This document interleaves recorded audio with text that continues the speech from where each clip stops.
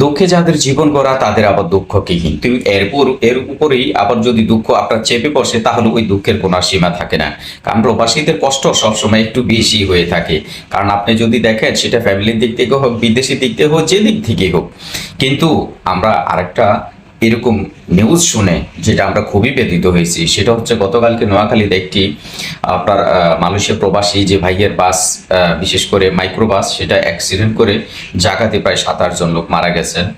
যেটা আসলেই আল্লাহ পাক তাদের ফ্যামিলি সবাইকে উত্তম ধৈর্য ধরা তৌফিক দান করুন, এবং যারা এভাবে অ্যাক্সিডেন্ট করে মারা গেলেন আল্লাহ পাক তাদেরকে শহীদি মর্যাদা দিয়ে দিন ইনশাআল্লাহ। আসলে এটা আমাদের জন্য প্লাস ওই ভাইয়ের জন্য এটা খুবই দুঃখজনক। সারা বাংলা ভাষাভাষী ভাইদেরকে কিন্তু নাড়া দিয়েছে কালকের এই ঘটনাটা নিয়ে। তো আমরা চাই এরকম প্রত্যেকটা প্রবাসী না, প্রত্যেকটা মানুষ যেন তার নিরাপদ স্থানে সে সঠিকভাবে পৌঁছতে পারে, বিনা কোনো বাধা, বিনা কোনো বিঘ্নিতে। কারণ প্রত্যেকটা মানুষ তার জীবনের একটা মূল্য আছে, কিন্তু সেই মানুষের জীবনটা যদি অকালে এভাবে হারিয়ে যায় এটা অবশ্যই কষ্টদায়ক। কারণ মৃত্যু আমাদের নির্ধারিত মৃত্যু হবে 2 দিন আগে আর পরে, সেটা যে কোনো সময়। কিন্তু এভাবে অ্যাক্সিডেন্ট হয়ে মারা যাওয়াটা এটা একটা মানুষের জন্য খুবই কষ্টদায়ক, এবং ফ্যামিলির জন্য। কারণ একটা ফ্যামিলি নয়, প্রায় 4-5টা ফ্যামিলি কিন্তু তারা ব্যথিত হয়েছে কালকের ঘটনা নিয়ে। তো আমরা দোয়া করি আল্লাহ পাকের কাছে যেন আল্লাহ পাক তাদেরকে শহীদি মর্যাদা দেন এবং তার ফ্যামিলিদেরকে উত্তম ধৈর্য ধরা তৌফিক দেন।